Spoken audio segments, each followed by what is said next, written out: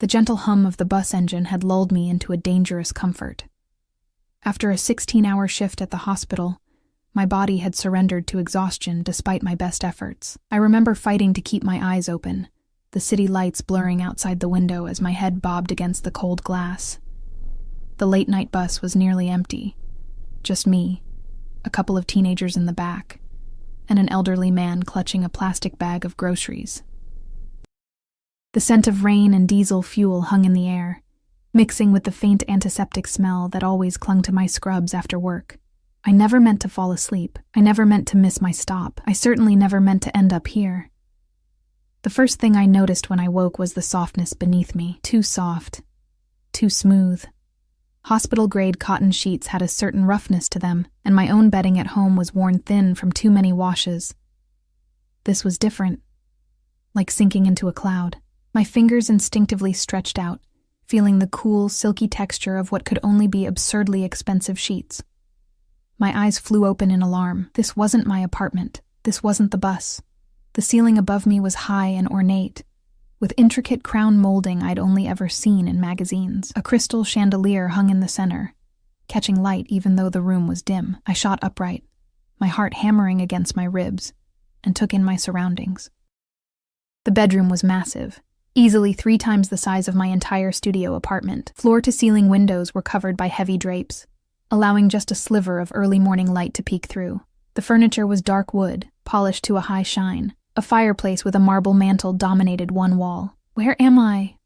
I whispered to no one, my voice cracking with panic. My scrubs were gone. Instead, I wore a silk nightgown that definitely wasn't mine. The thought of someone changing my clothes while I was unconscious sent a wave of nausea through me. I swung my legs over the edge of the bed, noticing my bare feet against what felt like a genuine Persian rug. My nurse's instincts kicked in. Assess the situation, find an exit, stay calm. That's when I heard the door open. I froze, watching as a tall figure stepped into the room.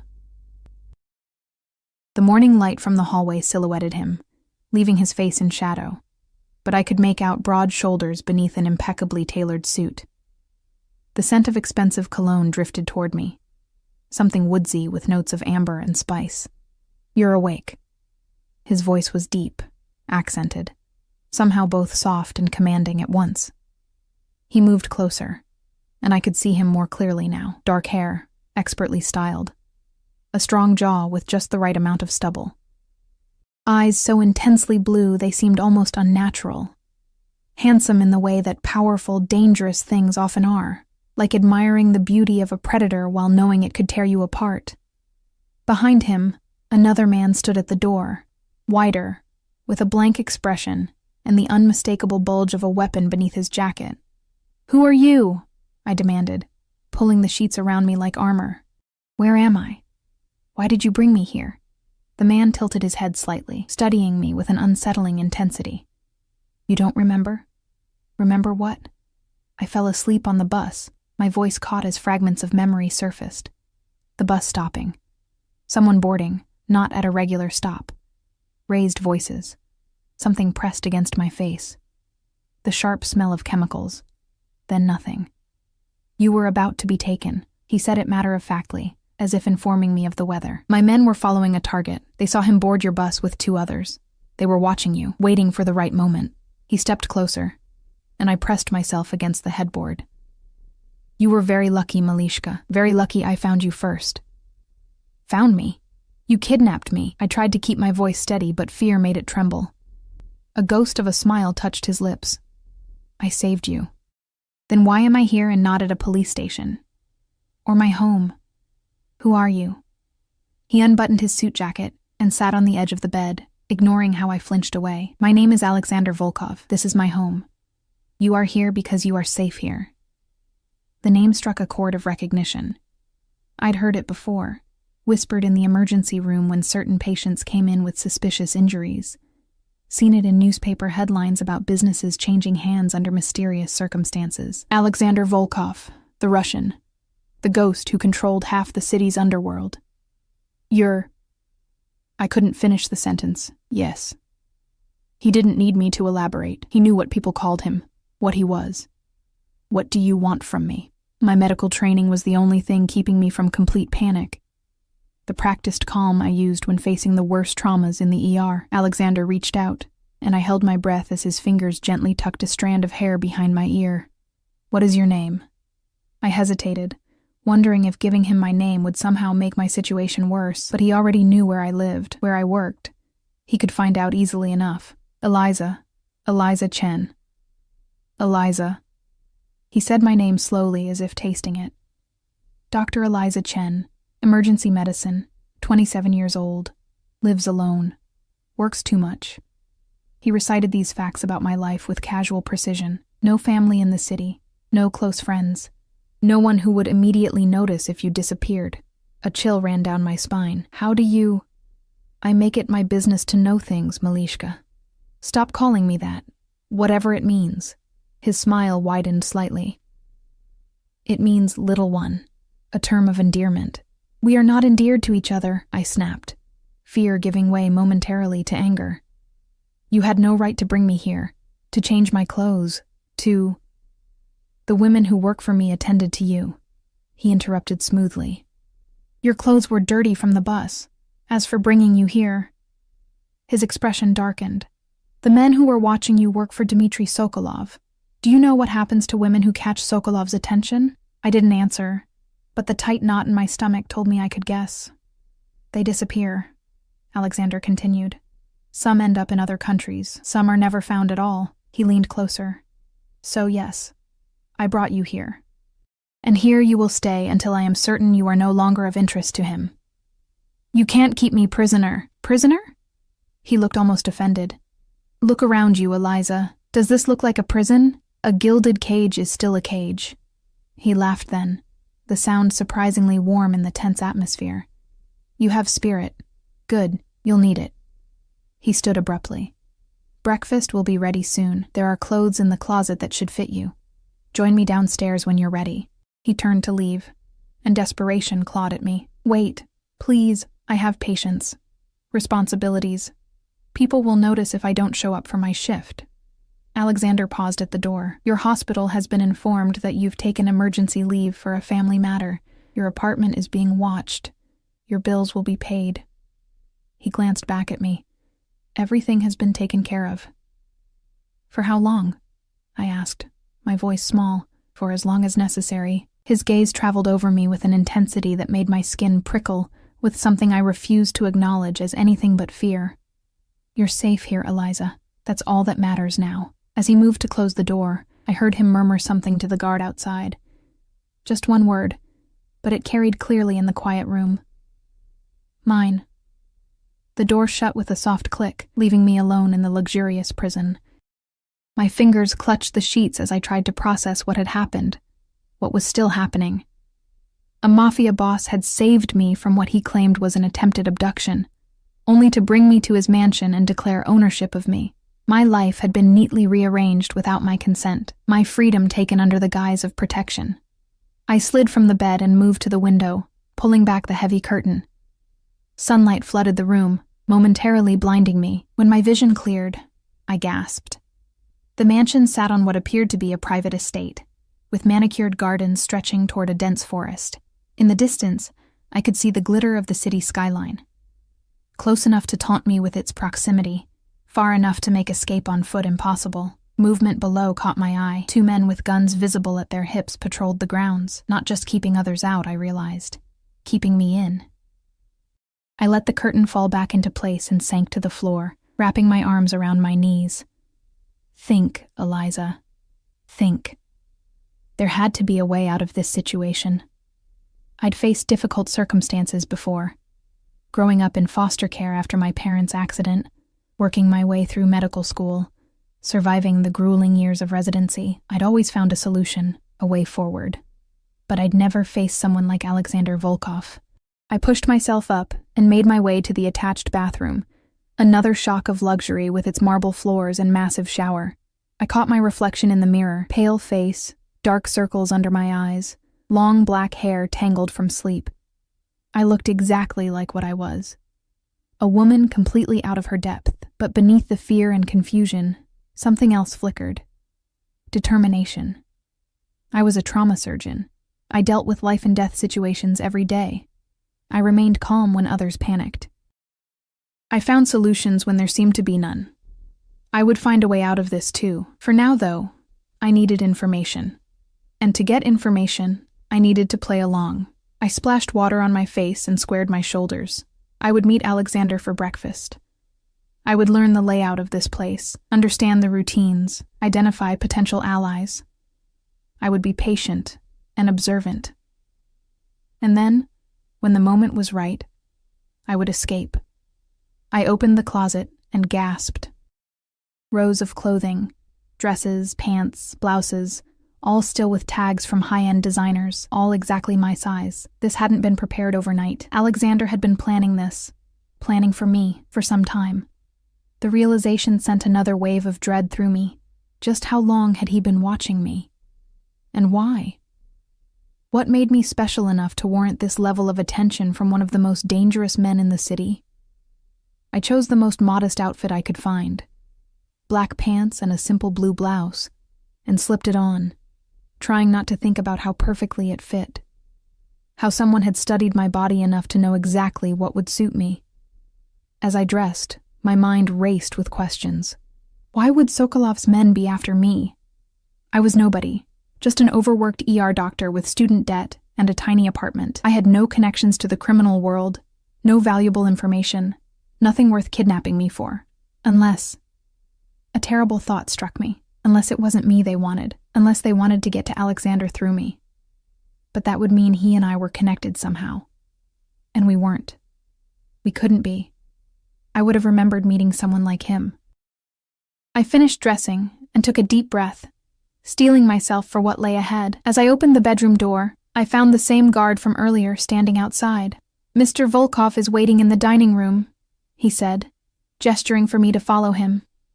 With no other choice, I did. The dining room was as grand as I expected, with a table that could easily seat 20 people, though only 2 places were set. Sunlight streamed through tall windows, illuminating crystal glasses and silver cutlery. Alexander stood as I entered, watching me with those unnerving blue eyes. "Good morning, Eliza. I trust you slept well once you were settled." His voice was smooth, controlled, revealing nothing of his thoughts. "As well as one can sleep after being drugged and kidnapped," I replied, unable to keep the bitterness from my tone. A flicker of amusement crossed his face. "Please sit." He gestured to the chair across from his own, closer than I would have liked. I approached cautiously, taking in more details about the man who held my freedom in his hands. In the daylight, I could see the precision of his suit, charcoal gray, perfectly tailored to his broad shoulders and lean frame. A platinum watch gleamed at his wrist. His dark hair was styled impeccably, and his face, while undeniably handsome, held a hardness around the eyes that spoke of a man who had seen and done terrible things. As I sat, a server appeared silently with coffee and plates of food, eggs, pastries, fruit arranged artfully. My stomach growled traitorously, reminding me that I hadn't eaten since a hasty sandwich during my shift the previous day. "Eat," Alexander said, noticing my hesitation. "It's not poisoned, I assure you. Forgive me if I don't take the word of a man who drugged me last night." He sighed, leaning back in his chair. "That was unfortunate but necessary. You were panicking."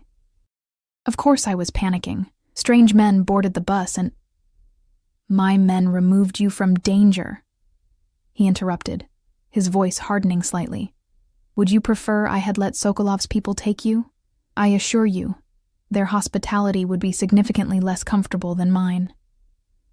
I fell silent, picking up my fork and taking a small bite of the eggs, which were, annoyingly, perfectly cooked.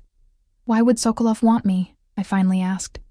"I'm nobody to people like you." Alexander studied me over the rim of his coffee cup. "That's what I intend to find out. You don't know?" I couldn't hide my surprise. "I know Sokolov has been watching you for at least 2 weeks. My people noticed his surveillance on your apartment building, your hospital." He set down his cup with precise movements. "Initially, I thought it might be related to one of his associates you treated in the ER 3 months ago. Gunshot wound to the shoulder. I remembered the patient, a nervous young man with a bullet wound he claimed came from a hunting accident, though the caliber and angle made that highly unlikely. Hospital policy was to report all gunshot wounds to the police. But by the time they arrived, the man had disappeared. But that doesn't explain the level of interest, Alexander continued. Sokolov doesn't commit resources to something unless the potential reward is significant. I'm an ER doctor. I make barely enough to cover my student loans. I don't have information or connections or whatever it is you people value. His eyebrow raised slightly at you people, but he didn't comment on it. Everyone has value, Eliza. Some just don't recognize it in themselves. A chill ran through me at his words, at the way his eyes seemed to see through me. I looked down at my plate, struggling to maintain my composure. How long do you intend to keep me here? Until I'm certain you're safe. And who decides that? You? Yes. The single word carried such certainty, such finality, that arguing seemed pointless. I changed tactics. My patients need me. The hospital has other doctors. My life is there. My work. Your work will be waiting when this is resolved, he cut in. Your safety is the priority now. My safety, I repeated, unable to keep the skepticism from my voice. Why do you care about my safety? We're strangers. Alexander's expression shifted subtly, something I couldn't read flickering in his eyes. Not entirely. My heart skipped. What does that mean? He stood suddenly, buttoning his suit jacket with practiced ease. I have business to attend to. Yuri will show you around the grounds. The estate is secure, but do not attempt to leave. It would be unwise. Just like that, the conversation was over. He strode from the room without looking back, leaving me with more questions than answers. Not entirely strangers? What did that mean? Had we met before? I searched my memory but found nothing. The guard from earlier, Yuri apparently, appeared in the doorway. When you're finished, I'll show you the house. I pushed away my plate, appetite gone. I'm finished. The tour was both impressive and intimidating. The mansion was even larger than I'd initially thought. 3 stories with countless rooms, a library filled with leather-bound volumes, a conservatory, even a small movie theater. Most doors were unlocked, giving an illusion of freedom, but I noted the ones that remained closed to me, mentally mapping the layout. The grounds were equally vast. Gardens, a pool, tennis courts, all surrounded by a high stone wall topped with what I suspected was state-of-the-art security. Men like Yuri patrolled at regular intervals. No matter which window I looked out of, I could spot at least one guard. There would be no easy escape. Mr. Volkov has instructed that you have freedom of the house and grounds, Yuri explained as we completed the tour. If you need anything, there are staff available. If you wish to speak with Mr. Volkov, tell any staff member, and they will relay the message. And if I wish to leave? Yuri's expression didn't change. Mr. Volkov has made his position on that clear. So I am a prisoner. Mr. Volkov prefers protected guest. I laughed bitterly. I'm sure he does. Yuri left me in a sunroom overlooking the gardens, and I sank into a comfortable chair, finally alone with my thoughts. The situation felt surreal, like I'd somehow fallen into someone else's life, someone else's story. Less than 24 hours ago, I'd been Dr. Chen, treating patients in the ER. Now I was, what? A captive? A guest? A pawn in some game between rival criminals? The rest of the day passed in a strange haze. I explored the house further, tested boundaries, observed routines. Staff appeared and disappeared silently, always watching but never engaging beyond what was necessary. Meals were served with the same elegant precision as breakfast. I found books in the library to occupy my mind, but couldn't focus on the words. Night fell, and I returned to my room, where I found fresh nightclothes laid out on the bed. I showered in the luxurious bathroom, the hot water doing little to ease the tension in my muscles. As I dried off, I caught sight of myself in the mirror again. The woman looking back at me seemed different somehow, still frightened, still confused, but with a hardening resolve in her eyes. I was pulling on the silk nightgown when a knock came at the door. My heart jumped to my throat. Who is it? Alexander. His voice was unmistakable even through the door. I hesitated, then wrapped a robe around myself before opening the door. He stood in the hallway, still in his suit despite the late hour. though his tie was gone and the top button of his shirt undone. The small concession to comfort somehow made him seem more human, more approachable, which I immediately recognized as dangerous thinking. "May I come in?" he asked, oddly formal for a man who had brought me to this room unconscious the night before. I stepped aside, allowing him to enter while maintaining distance between us. He moved to the window, looking out at the night sky for a moment, before turning back to me. "I have information," he said without preamble, "about why Sokolov is interested in you." My pulse quickened. "Tell me." "Your father." 2 words, and my world tilted again. "My father died when I was 10, car accident with my mother." Alexander shook his head slightly. "James Chen was not your biological father." The statement hung in the air between us, absurd, and yet delivered with such certainty that doubt crept in. That's not possible. You're lying." "I have no reason to lie to you, Eliza." His voice was gentle now, almost sympathetic. "Your mother had a relationship before she met James. The man's name was Viktor Petrov. He was my mentor, and Sokolov's greatest enemy." I sank onto the edge of the bed, my legs suddenly unable to support me. No, that can't be right. My mother would have told me. There would have been something, some indication. Your mother protected you. She never told Victor about you. When she met James, she let everyone believe you were his daughter. Alexander moved closer, not touching me but near enough that I could feel his presence like a physical force. Victor discovered the truth shortly before his death 15 years ago. He told only me, made me promise to watch over you from a distance. 15 years? My voice was barely a whisper. "You've been watching me for 15 years? "Not constantly," he said, as if that made it better. "From time to time, making sure you were safe, that your path remained your own. But now Sokolov knows." I was putting the pieces together, horror growing with each connection. "How?" "Victor's longtime housekeeper died last month. She had kept journals, mentioned your mother, mentioned a child." Alexander's face darkened. "Sokolov's people found them before mine could. And he wants me because, what? Revenge against a dead man? Leverage against you? Both, perhaps. Victor took everything from Sokolov 20 years ago. His territory, his reputation, even the woman he claimed to love. Sokolov spent years rebuilding, and now he controls nearly as much of the city as I do." His eyes fixed on mine. If he discovered that Victor had a daughter, he would see it as an opportunity for the ultimate vengeance. My head spun with the implications. A father I never knew. A criminal legacy I never asked for. Enemies I'd done nothing to make. This can't be happening. "I'm sorry, Eliza. Truly." And for a moment, he did look sorry. "I had hoped to keep you separate from all this. To honor my promise to Victor without disrupting your life." "Your promise?" Something clicked into place. "That's why you said we weren't entirely strangers. You've been..." "What? My secret guardian angel?" I couldn't keep the bitter sarcasm from my voice. A ghost of a smile touched his lips. "Hardly an angel. How do I know you're telling me the truth about any of this?" He reached into his jacket and withdrew a photograph, offering it to me. I took it with trembling fingers. It showed a much younger version of my mother, laughing beside a tall man with dark hair and familiar eyes. My eyes.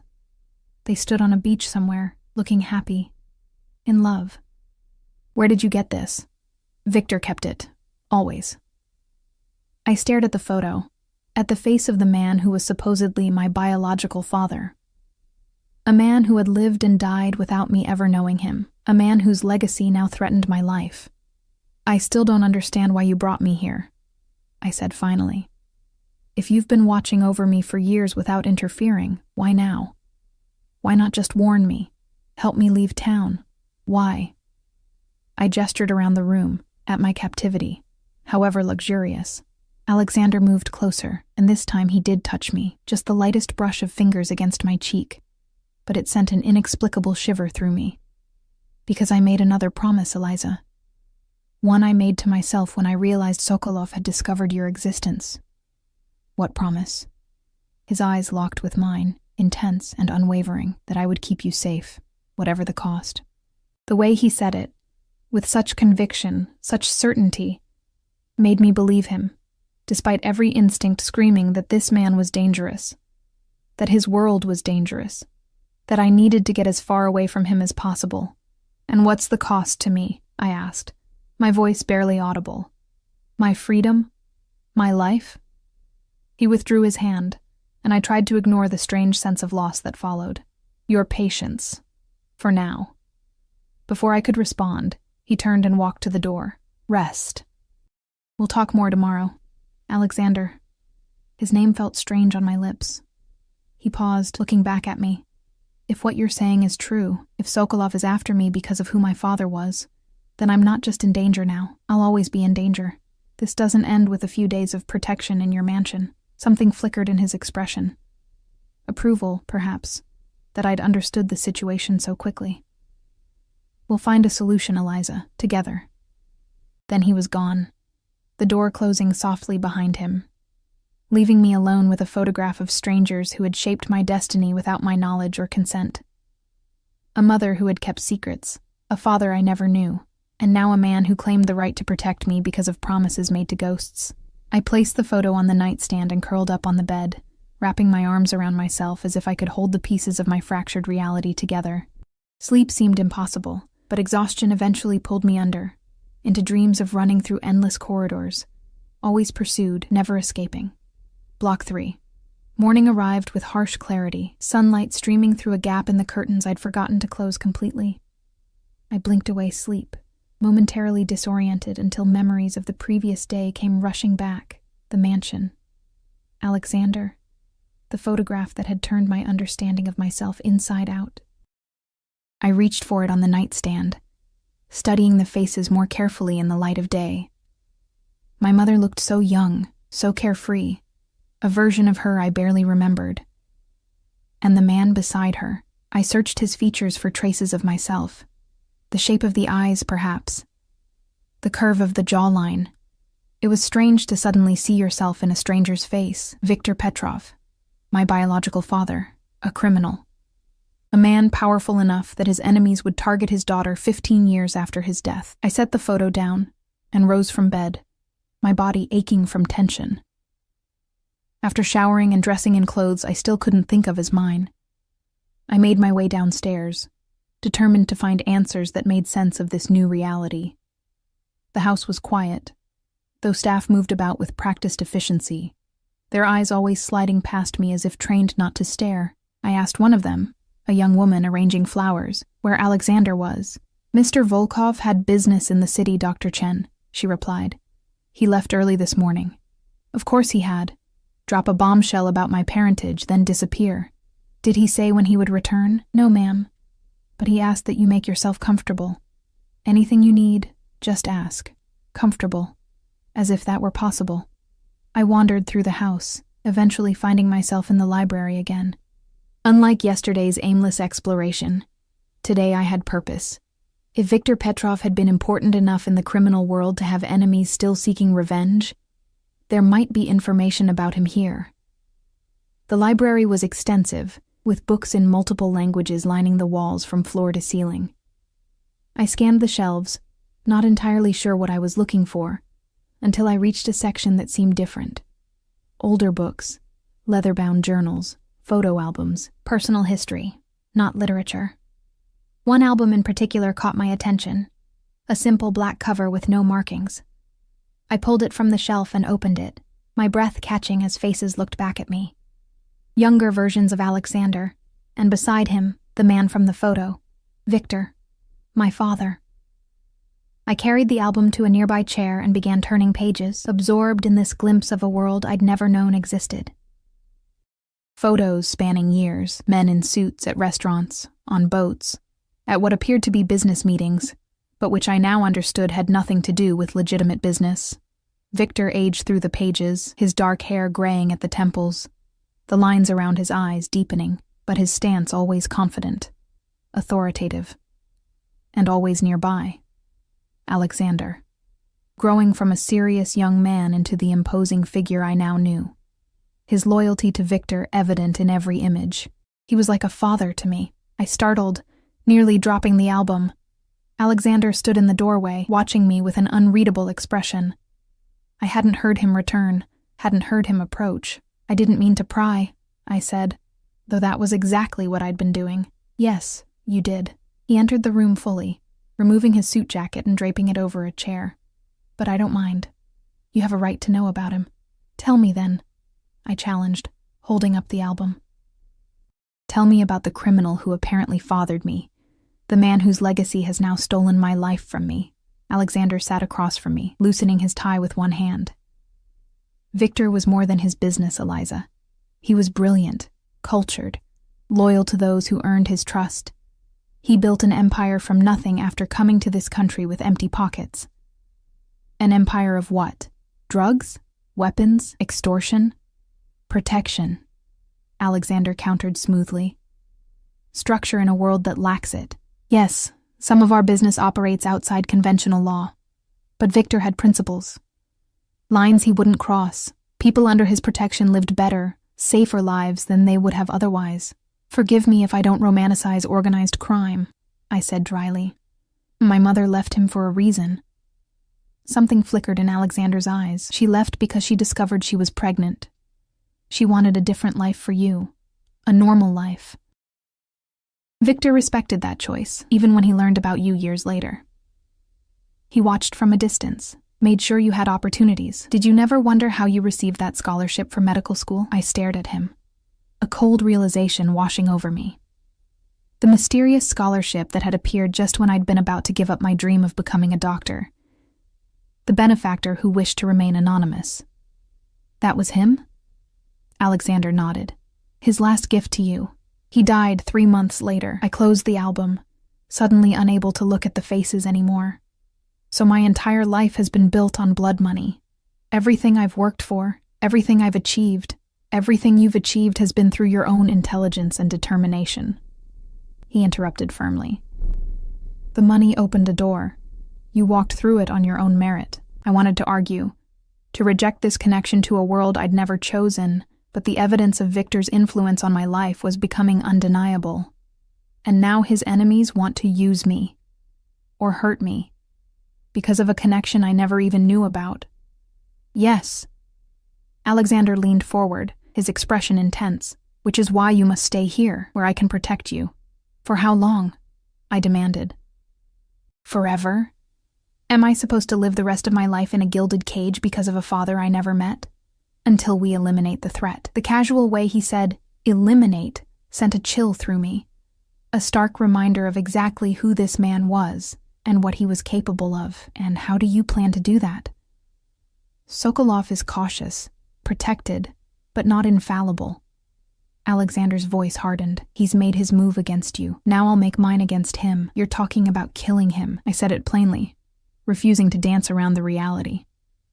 I'm talking about ensuring your safety by whatever means necessary. I won't have blood on my hands, I said fiercely. Not even his. There must be another way. Alexander studied me, something like admiration flickering in his eyes. Your father would be proud of your principles. He had a similar distaste for unnecessary violence. He was a criminal, I reminded him. You all are. The world isn't as black and white as you'd like it to be, Eliza. He stood, moving to a cabinet near the window and withdrawing a crystal decanter and 2 glasses. Victor understood that better than most. He operated in the gray areas because that's where real power exists, in the spaces between what's allowed and what's possible. He poured amber liquid into both glasses, offering one to me.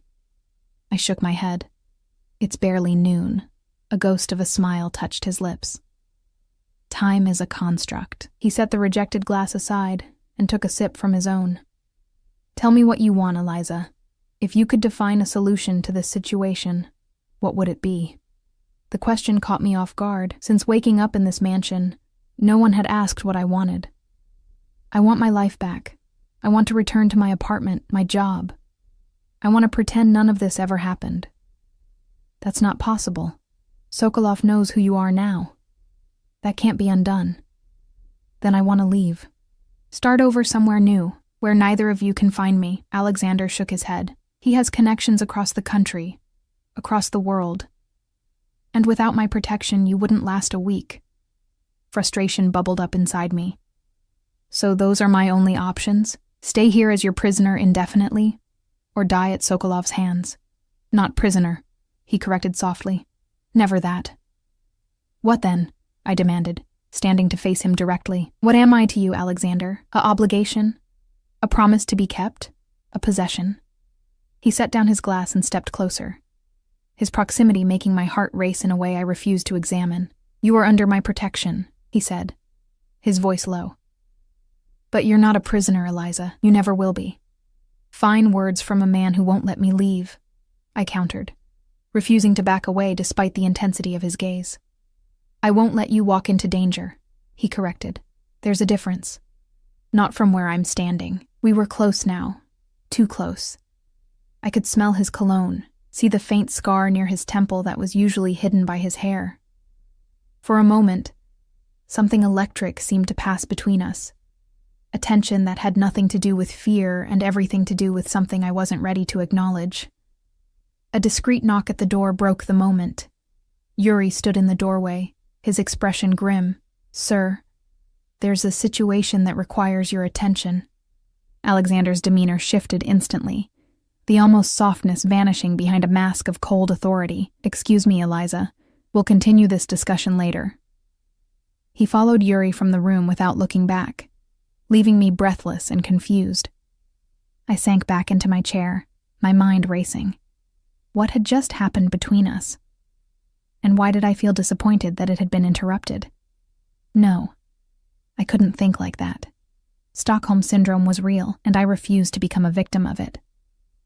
Alexander might be handsome, charismatic, even occasionally kind, but he was still the man who had taken my freedom, still a criminal who lived by his own rules. Outside the law I had always respected.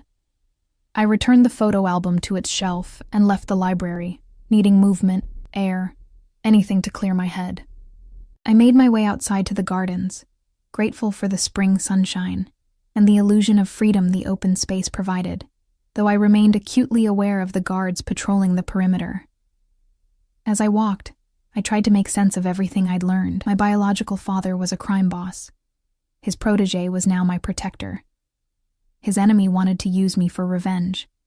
My entire identity had been built on a lie. Not malicious, perhaps, but a lie nonetheless. Who was Eliza Chen, if not the daughter of James and Grace Chen? If not the woman who had worked so hard to succeed on her own merits, only to discover that unseen hands had been smoothing her path? If not the doctor dedicated to saving lives, now caught in a world where lives were taken with calculated precision? I found a stone bench beside a flowering cherry tree and sat, watching petals drift in the gentle breeze. Despite the beauty surrounding me, despair began to creep in. There seemed no way out of this situation that didn't end in violence or captivity. My life as I knew it was over. Dr. Chen? A woman's voice pulled me from my thoughts. I looked up to see an elegant older woman approaching, her silver hair swept into a chignon, her posture regal despite her age. I thought I might find you out here. I often came to this spot when I needed to think too. I stood, uncertain. I'm sorry. I don't think we've met. Irina Petrova. She offered her hand, which I took automatically. I was Victor's sister, your aunt, I suppose, though I never expected to have the chance to claim that title. Another shock. Another piece of the puzzle I never knew existed. You live here? In the guest house. She indicated somewhere beyond the rose garden. Alexander has always ensured I wanted for nothing after my brother's death. He told me about you last night. And did you know? I asked, searching her face, which, now that she mentioned it, did bear some resemblance to the man in the photos. About me? Before now? Irina shook her head, sitting on the bench and gesturing for me to join her. Victor kept you a secret even from me, though we were close. He feared that knowledge of your existence would put you in danger. It seems he was right to worry, but not right enough to stay away from criminal activities that created those dangers in the first place, I couldn't help adding. A sad smile touched Irina's lips. My brother was a complicated man, Eliza. The path he chose was set long before he met your mother. By the time he fell in love with her, it was too late to change course. Why are you telling me this? Because I see you struggling to reconcile who you thought you were with who you've discovered you are. Her eyes, sharp despite her age, studied me carefully. You are still you, Eliza. Your father's blood doesn't define you any more than your achievements do. We are all more than our parentage or our accomplishments. Did you know Alexander well before all this? I asked, curious about this woman who had unexpectedly entered my life, this aunt I never knew I had. Since he was a boy, Irina replied, her gaze drifting to the gardens as if looking into the past. His father worked for Victor. When both his parents died in a fire, a retaliation from rivals, Victor took him in, raised him as a son. She turned back to me. Alexander was always serious, always watching, learning. Victor saw something in him from the beginning, a natural talent for strategy, for leadership, but also loyalty. Unwavering loyalty, to a fault it seems, I murmured, thinking of how Alexander's promise to a dead man had led to my current situation. Irina's lips curved in a knowing smile. Perhaps. But there are worse qualities in a man. She reached out, briefly touching my hand. He will protect you, Eliza. Of that, I have no doubt. I don't want protection. I want my life back. And what life was that? She asked gently. Working endless hours at the hospital. Coming home to an empty apartment. No family. Few friends. Because you never allowed yourself to form deep connections. I stiffened. You don't know me. I know more than you might think. Alexander has kept me informed about you over the years. She held up a hand as I started to protest. Not in a way that invaded your privacy. Just updates. That you were well. That you had become a doctor. That you were excelling in your career. Her expression softened. I would look at the occasional photograph he showed me and try to see my brother in you. Sometimes I could. In the determined set of your jaw. The intelligence in your eyes. I didn't know how to respond to that, to the idea that I had been watched, discussed, analyzed by people I never knew existed, that pieces of my identity had been parceled out and examined like artifacts. This is all overwhelming, I admitted. Of course it is. Irina stood, smoothing her impeccable linen pants. Come have tea with me tomorrow, in my cottage. It might be good for you to speak with someone who isn't directly involved in your current predicament. I nodded, grateful for the invitation, even as I wondered whether Alexander would permit such a visit. As if reading my thoughts, Irina smiled again. Don't worry about Alexander. He respects me enough not to interfere. As she walked away, her posture still elegant despite her years, I felt a strange mixture of emotions, confusion certainly, at this new connection to a past I never knew, but also an unexpected sense of, not quite comfort, but something close to it. The possibility that in this strange new world I'd been thrust into, I might not be entirely alone. I remained in the garden until the afternoon light began to fade, lost in thought, barely noticing as guards changed shifts around the perimeter. When I finally returned to the house, I found Alexander in what appeared to be his office, a masculine space with dark wood paneling and walls of books. He stood at a window, his back to the door, speaking in rapid Russian on his phone. He sensed my presence, turning slightly, then gestured for me to enter as he concluded his call. You met Irina, he said, setting his phone on the desk. Yes. I stepped into the room but remained near the door. She invited me to tea tomorrow. Good. She will be a steadying influence, perhaps. He studied me, something unreadable in his expression. Did she tell you about Victor? A little. And about you. A raised eyebrow. Should I be concerned? She said you were raised by my father after your parents died. I moved further into the room, drawn by curiosity despite my reservations. That he treated you like a son. He was more of a father to me than my own ever was. Alexander's voice held a rare softness when he spoke of Victor. He taught me everything, not just about business but about life, about honor, in our own way. I almost laughed at that. Honor among thieves? Mock it if you wish, but yes. There are codes, rules, lines that aren't crossed. He gestured to a chair, and after a moment's hesitation, I sat. Victor lived by those rules, so do I. And Sokolov doesn't, I guessed. Alexander's expression darkened. Sokolov believes power is its own justification, that the strong can do whatever they wish to the weak. Victor opposed that philosophy. It was the heart of their conflict, beyond territory or profit. A moral disagreement between immoral men, I said, unable to keep the edge from my voice. To my surprise, Alexander smiled slightly. Your directness is refreshing, Eliza. Most people are too afraid to speak to me that way. Fear has never been a good basis for honest conversation. No. His gaze held mine. It isn't. A strange moment passed between us. Acknowledgement, perhaps, that despite the extraordinary circumstances, we were having a genuine exchange. I broke eye contact first, uncomfortable with the unexpected connection. I received information today, he said, his tone shifting to something more businesslike. Sokolov has put out inquiries about you, offering significant rewards for your location. My stomach clenched.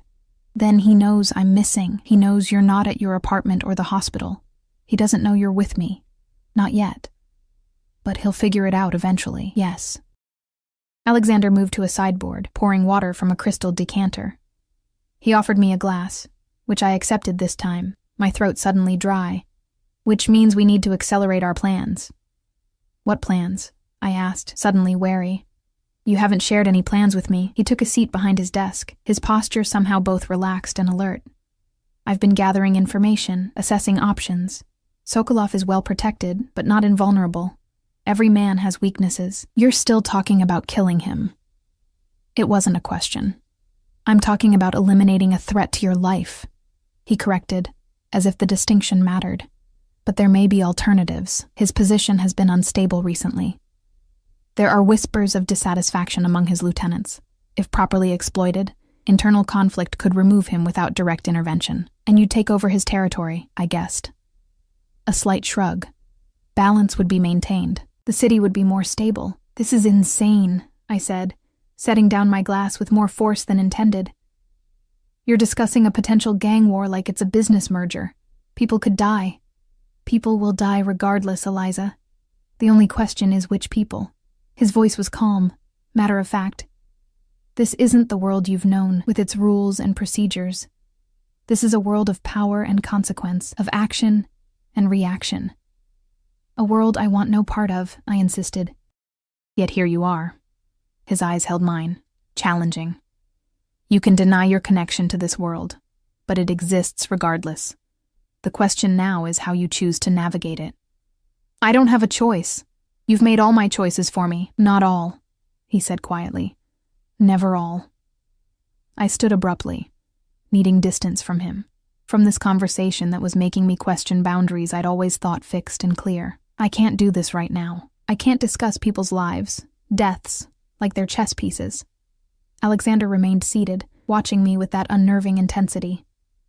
Tomorrow, then, after you've had time to process. But this conversation cannot be delayed indefinitely, Eliza. Sokolov won't wait while you come to terms with reality. My reality, until 2 days ago, was saving lives in the ER, not deciding who deserves to die. No one said anything about deserving. His voice had an edge now. This isn't about justice. It's about survival. I turned away, unable to look at him anymore. I need some air. Of course. He made no move to stop me. But Eliza. I paused at the door, not looking back. Don't go beyond the gardens. The woods are patrolled, but not as secure. A reminder of my captivity, however gilded. I left without acknowledging his warning, making my way back outside even as twilight deepened around the estate. The gardens were different at this hour. Shadows lengthening, flowers closing, the air cooling with the promise of night. I found a different bench, this one near a small fountain, whose gentle splashing provided a soothing counterpoint to my chaotic thoughts. How had my life transformed so completely in less than 48 hours? From dedicated doctor to, what? Pawn in a power struggle between crime lords? Daughter of a man I never knew? Prisoner of a man who claimed to protect me while casually discussing murder? And the most troubling question, why did I feel drawn to Alexander despite everything, despite knowing what he was, what he'd done, what he was capable of doing? There was a magnetism to him that went beyond his obvious physical appeal. A certainty, a presence that commanded attention. When he spoke, I believed him, even when I didn't want to. Stockholm Syndrome, I reminded myself again. A psychological response to captivity. Nothing more. The snap of a twig brought me out of my thoughts. I looked up, expecting to see one of the guards on their rounds. Instead, I saw a man I didn't recognize. Not one of Alexander's staff or security. He wore dark clothes, his face partially obscured by the growing darkness. I stood quickly, fear spiking through me. "Who are you?" He moved forward with surprising speed, and before I could scream or run, he'd grab my arm. "Dr. Chen, you need to come with me, now. Let go of me." I struggled against his grip, panic rising. "Mr. Sokolov wants to speak with you," he said, his voice low and urgent. "If you come quietly, no one needs to get hurt. Sokolov." The name sent ice through my veins. "How did you get in here?" "The old lady's cottage. Security is lighter there." He pulled me toward the woods, his grip bruising. "Move. We don't have much time." Irina. Had they hurt her? The thought spurred me to action. I stopped fighting and instead went completely limp, dropping my full weight to the ground. The unexpected move caught him off guard, loosening his grip just enough for me to wrench my arm free. I scrambled backwards, drawing breath to scream for help. Before I could, the night erupted with sound, a single gunshot, so close it seemed to vibrate in my chest. The man jerked, a look of surprise crossing his face before he crumpled to the ground. I turned to see Alexander standing 20 feet away, a gun still raised in his hand. Behind him, guards converged from multiple directions. His face was a mask of cold fury as he approached, tucking the weapon into his jacket. "Are you hurt?" His voice was controlled, but tension radiated from him. I shook my head, unable to speak, my eyes fixed on the man bleeding out on the manicured lawn. One of Alexander's guards knelt beside the body, checking for signs of life, then shook his head. Dead. The man was dead, killed in front of me, because of me. "Get her inside," Alexander ordered, and strong hands gripped my shoulders, guiding me back toward the house. I moved in a daze, shock numbing my senses. Inside, someone pressed a glass into my hands, brandy, from the smell. I drank without thinking, the burn of alcohol bringing me back to awareness. Alexander stood across the room, issuing rapid-fire orders to his men.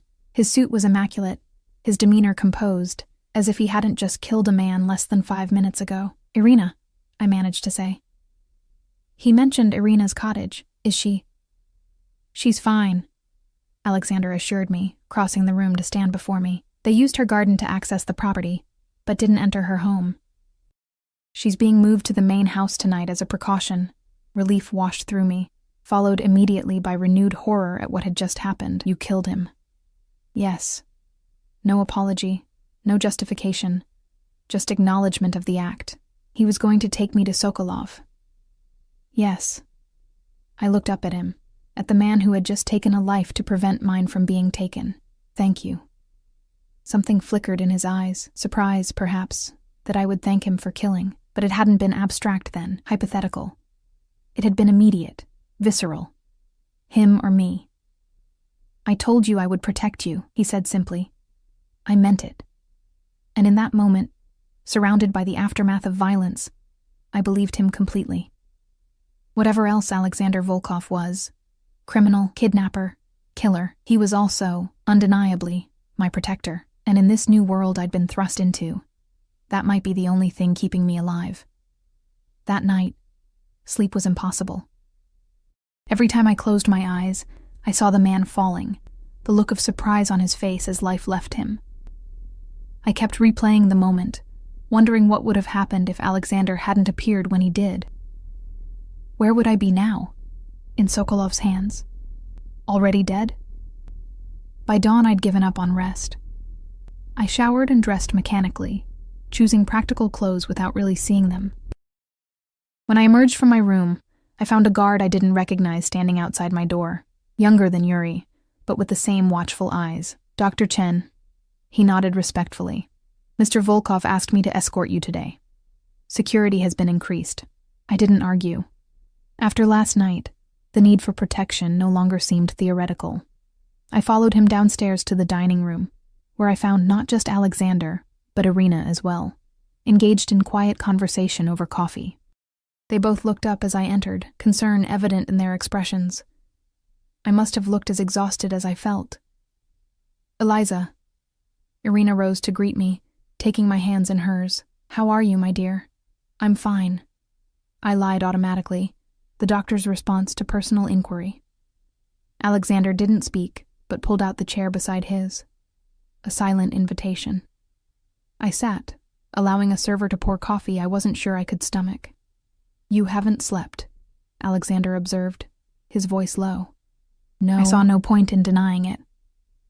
"It's normal," he said, surprising me. "The first time you witness violence, death, it stays with you." I looked at him, truly looked at him, noticing the shadows beneath his own eyes. He hadn't slept either. "Does it get easier?" "Yes." A simple answer, but his eyes conveyed more, and that's its own kind of burden. Something in his honesty, in the lack of platitudes, touched me unexpectedly. He wasn't trying to comfort me with lies or minimize what had happened. He was acknowledging the weight of it, both the experience itself and what it meant to become accustomed to such things. "Sokolov knows I'm here now," I said, changing the subject. "Yes," Alexander confirmed. "The attempt last night makes that clear." "He'll try again." "Yes." "What happens now?" Alexander exchanged a glance with Irina, some unspoken communication passing between them. "Now we accelerate our timeline. Sokolov has shown his hand. We can no longer wait for the perfect opportunity." "What does that mean exactly?" I asked, though part of me didn't want to know. "It means," Irina answered for him, "that difficult decisions must be made, and quickly, about Sokolov." "Yes." Alexander's gaze was steady. "I told you before. There are ways to remove him without direct confrontation, internal dissension among his ranks, properly exploited. It would be cleaner, safer. But it would take time, which we now lack. So you're going to kill him." The words hung in the air between us. "I'm going to eliminate the threat to your life," he said, echoing his words from yesterday, "by whatever means necessary." After what had happened in the garden, I couldn't find the moral outrage I'd felt before. The lines between right and wrong, once so clear to me, had begun to blur.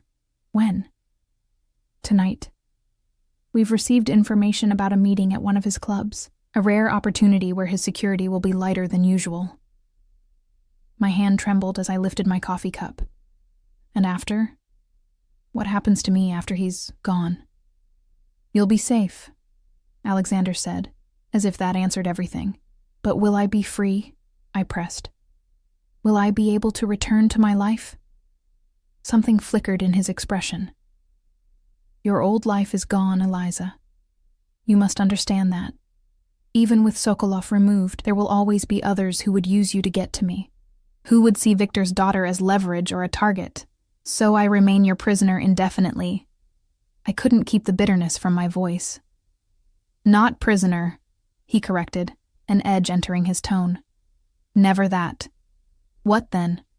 "What am I to you, Alexander?" I demanded, the question I'd asked before, but never received a clear answer to. Irina cleared her throat delicately. "Perhaps I should give you two some privacy." "No," Alexander said, his eyes still fixed on mine. "Stay, Irina. Eliza deserves complete honesty, and you can provide context I cannot." He set down his coffee cup with careful precision. "When Victor told me about you 15 years ago, he made me promise two things. First, to watch over you from a distance, ensuring your safety without interfering in your life. Second," he hesitated, something I'd rarely seen him do, "if the day ever came when you were drawn into our world, when distance was no longer possible, I was to protect you as he would have, as family."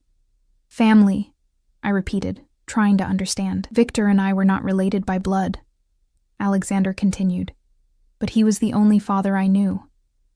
"Which makes you like a sister to you?" I asked, confused by the intensity in his gaze, which suggested something very different from brotherly concern. A ghost of a smile touched his lips. "No, Eliza, not a sister. Irina's soft laugh broke the tension. My brother had old-fashioned values, despite his occupation. When he discovered he had a daughter, he began to think of succession, of legacy. Her eyes, so like Victor's in the photographs, held mine. He intended for you to be brought into the family eventually, when the time was right, and he intended for you to be connected to Alexander in a way that would secure both your position and his. Understanding dawned slowly, incredulously. Are you saying he wanted us to marry? An arrangement, Alexander clarified. A union that would solidify our positions and protect you through formal association with me. In our world, the wife of Alexander Volkov would be untouchable.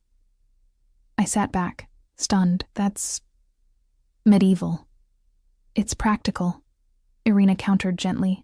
In a world where power and protection come through connection, through family. And you've been what? Waiting to claim your prize? I directed my shock and anger at Alexander. Watching me all these years, knowing I was meant for you? No. His denial was firm. I never intended to act on Victor's wishes.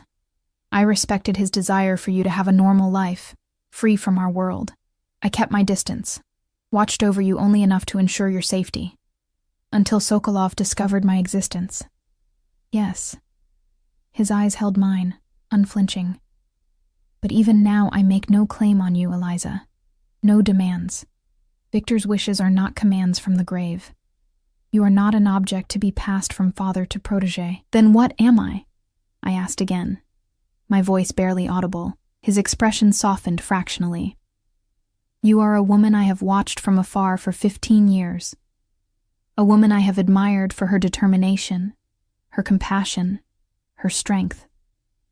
A woman I have come to care for, despite never intending to. The raw honesty in his voice stunned me into silence. I looked to Irina, whose expression held both sympathy and something like approval. Alexander has honored his promise to my brother, she said quietly, but his feelings for you are his own, not an obligation. I've watched him these past 2 days. The way he looks at you when you're not watching. This is not duty, Eliza. This is something else entirely. I stood abruptly, overwhelmed. I need to process this, all of it. Alexander rose as well, ever the gentleman despite the extraordinary conversation. Of course. Take whatever time you need. I left the dining room, my mind racing. The idea that my biological father had essentially arranged a marriage for me from beyond the grave was shocking enough, but Alexander's confession that he had developed genuine feelings for me during his years of distant surveillance was something else entirely. Something both disturbing and, in some corner of my heart, I was reluctant to examine, oddly moving. I found myself in the library again, surrounded by the history of a family I never knew I had, trying to reconcile the fragments of my shattered identity. The doctor, the orphan who wasn't truly an orphan, the daughter of a crime lord, the woman promised to his protege. Hours passed as I sat there, thinking, processing. Occasionally, staff would appear with offers of food or drink, which I declined. The house operated around me, preparations clearly underway for whatever operation Alexander had planned for the evening. Guards changed shifts, phones rang in distant rooms. The business of this strange, dangerous world continued regardless of my personal crisis. It was late afternoon when Irina found me, still in the library, staring out the window at nothing in particular. You've had quite a lot to absorb, she said, settling into a chair nearby. In a very short time. That's an understatement. I turned to her, searching for answers in her familiar, unfamiliar face. Did you know about Victor's arrangement? Not until recently, she admitted. Alexander told me after he brought you here. But I'm not surprised. It's exactly the kind of solution Victor would devise. Pragmatic, forward-thinking, combining protection with advantage. It's archaic, I argued, treating a daughter like a bargaining chip. In some ways, yes, Irina conceded. But Victor wasn't giving you away to a stranger for political alliance or financial gain. He was entrusting you to the one man he believed would always protect you. The one man he trusted completely. She leaned forward slightly. My brother was many things, Eliza. Not all of them admirable. But he loved deeply, in his own way. He loved your mother enough to let her go when she asked, and he loved you enough to stay away, to give you the normal life she wanted for you. I shook my head, still struggling to accept this version of a man I'd never known. It doesn't matter what his intentions were. I'm not some medieval princess to be betrothed for advantage. I make my own choices. Of course you do. Irina agreed readily. Alexander has made that clear. He has no intention of forcing Victor's wishes upon you. Then why tell me at all? Because you asked what you are to him, she said simply. And he decided you deserved the complete truth, however uncomfortable. I turned back to the window, watching shadows lengthen across the grounds as evening approached. He's going after Sokolov tonight, yes. He could be killed. Yes, she acknowledged again. It's a possibility he accepts. Because of a promise to my father, I couldn't keep the bitterness from my voice. Because of you, Irina corrected gently. I told you before. What Alexander feels for you goes beyond obligation. He would eliminate this threat to you regardless of any promise to Victor. I didn't know how to respond to that. To the idea that this dangerous, powerful man cared for me enough to risk his life, that beneath the cold exterior and calculated violence was a depth of feeling I hadn't expected. He's leaving soon, Irina said, rising from her chair. If you wish to speak with him before he goes, now would be the time. She left me to my thoughts, which were more tangled than ever. Did I want to see Alexander before he embarked on this dangerous mission? Did I have anything to say to him? Did I even understand my own feelings well enough to articulate them? After several minutes of internal debate, I made my way to Alexander's office, where I'd been told he was making final preparations. The door was partially open, and I could see him inside, speaking quietly with Yuri and several other men I recognized as his senior security. They were reviewing what appeared to be building plans, heads bent together in concentration. I hesitated, suddenly uncertain, but Alexander sensed my presence as he always seemed to. He looked up, our eyes meeting across the room, and something unspoken passed between us. He murmured something to the others, who nodded and filed out past me with respectful nods. When we were alone, I entered the office fully, but remained near the door. Alexander had changed since breakfast, now dressed entirely in black, more tactical than his usual elegant suits. The transformation emphasized the duality of his nature, the cultured businessman and the dangerous enforcer existing in the same body. You're leaving soon, I said, stating the obvious, because I didn't know how to say what I really wanted to. Yes. He studied me carefully, as if memorizing my face. Eliza, about this morning. Don't, I interrupted. I didn't come here to discuss that. I came because...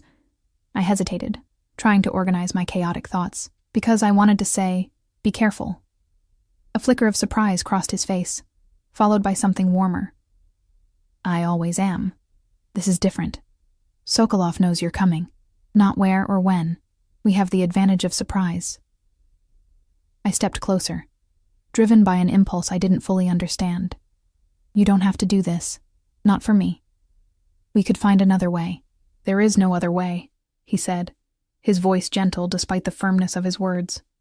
Not one that ensures your safety completely. And if something happens to you? I asked, the question emerging before I could stop it. What happens to me then? Irina has instructions. You would be taken somewhere safe, given a new identity, the means to start over. He moved toward me, closing the distance between us. But nothing will happen to me. The confidence in his voice should have been arrogance, but somehow wasn't.